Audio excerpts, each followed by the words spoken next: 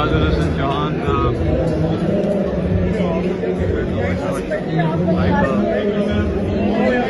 आमिर कियानी साहब, साफ उस्मानी साहब, अलीम खान साहब, जहांगीर दी, इमरान इस्माइल, सरदार जमीर इलियास साहब, सारे यहाँ पे मौजूद है। कुछ ही देर में जो बाकायदा इवेंट का आगाज होने वाला है।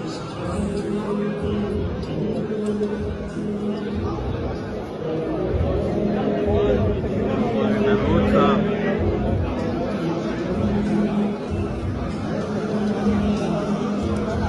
मोहन चौधरी साहब,